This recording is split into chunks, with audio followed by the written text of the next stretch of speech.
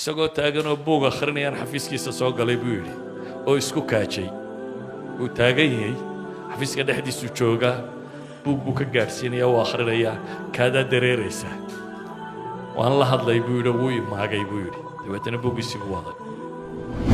maalin maalmaa ka mid ah sheekha wuxuu ka warramay nin professor ah oo kuwa laga dambeeya ah waa jaamacadka ugu waaweyn waa jaamacadda labaad ama saddexaad ee dunida ninkaasi aqoon waa professorada loogu ixtiraam badan yahay dhaqaale ahaan waa maalqabeennadu ka tirsan yahay politically waa wasiiradii dowladaha dunida ugu xooga badan leh wasiir ka ahaan jiray marka waa nin politically la ixtiraamo economically maalqabeen laga dambeeya ah aqoon ahaanna ah professorada loogu ixtiraam badan yahay isagoo taagan oo buug akhrinayaan xafiiskiisa soo galay buu yidhi oo isku kaajay uu taagan yahay xafiiska dhexdiisu joogaa buug buu ka gaadhsiinaya uu akhrinayaa kaadaa dareeraysaa waan la hadlay buu yidhi wuu imaagay buu yidhi dabeetana buuggiisii buu waday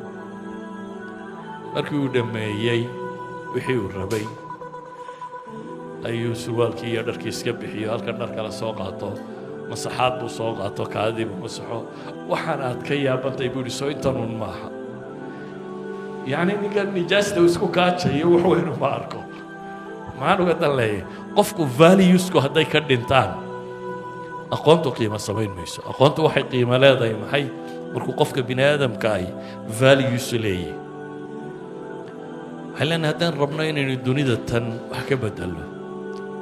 haddaynu rabno inaynu aakhiradeenna guulaysanno labadaba aqoon baynu u baahannay aqoontaynu see u baahanna waa inay noqotaa mid dunidana nafci ku leh aakhirana nafci ku leh waa inay noqotaa waa inaynan u noolaanin u noolow dhaqaalo samee waayo markaa maad fahmin macna alxayaaba noloshu maxay ti maad fahmin noloshu waa inay wax la fahmi kara ay tahay qolyahan diimaa ka fogaaday wada oo way dawaqeen ma alxayaa maa macna alxayaat what is life maxaa noloshu maxaa loo nooliyey maxaa laga qabanayaa dad waxaad u nooshayba garan weydo waa mid subxaana leh ilaahina subxaana wa tacaala qur-aanka wuxuu ku tilmaamay dadka isaga garan waaya والذين كفروا يتمتعون ويأكلون كما تأكل الأنعام والنار مثوى لهم كوا قالوا بيبا إلهي إلي ربي قرن واي وتمتع في الحياة pleasure ما هنا pleasure كماكسيمم قريسون با pleasure كاللقى مدرقو dadkan balwada leh balwada waa ku sii badataa kan qofka bini aadamka ma baahi baxo markuu halkan joogo ilaahay wuxuu leeyahay waa tamatuc waxay wadaan sida xooluhu wax u cunaanna waxbay u cunaan naar baana hoygoodaa baa ilaahay ku tilmaamay idan qofka guulaystay waxaynu leenahay guusha dhabta ahi waa qofka fahmay nolosha wuxuu ka qabanayo waa qofkay meaning u samaynayso waa qofka ku xisaabtamaya aakhira inay jirto waayo aqoonta ama powerkaad heshay inaad misuse ku samaysay waxa kuu diidaya waxaad ogtahay in haddaad systemiska jira ka baxsan karta inaad aakhiro baxsanaynin taasa waxay sababaysaa inaad qof quman noqoto ilaahina subxaanahu wa tacaala wuxuu tilmaamaya kullu nafsin daa'iqatu lmowt wainama tuwafawna ujuurakum yowma alqiyaama naf waliba geeri waa dhadhaminaysaa bini aadamku taa waa ka siman yahay oo kaloo bini aadamku ka siman yahay aakhiro abaalmarkana waa laydiin oofinayaa laakiin abaalmarkaad helaysaa muxuu yahay faman zuxzixa can الnaari waudkhila aljannata faqad faaz wama alxayaatu اdunya ila mataacu اlguruur ilaahay wuxuu leeyahy subxaanaه wa tacaala ninka naarta laga badbaadiyo ee janno gala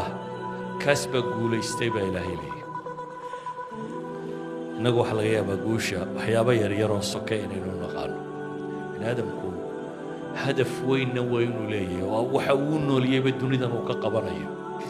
ahdaaf ka sokaysa goolis yaryaroo ka sokeeyo kaa lagu gaadhaana waa inay jiraan